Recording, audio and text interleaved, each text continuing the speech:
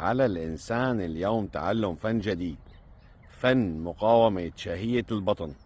فالعروض اليوم كثيرة على الطعام والشراب، فاليوم الجميع يبحث عن جسم متناسق وجسم سليم. فلقد أثبتت آخر الدراسات من أكبر مراكز البحوث العلمية في العالم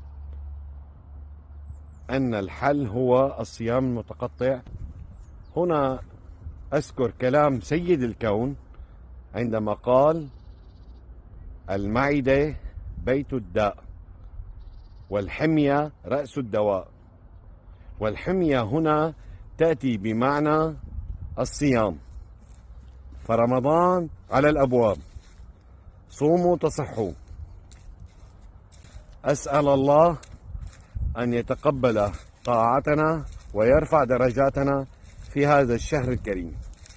فرمضان كريم على الجميع، ودمتم بخير.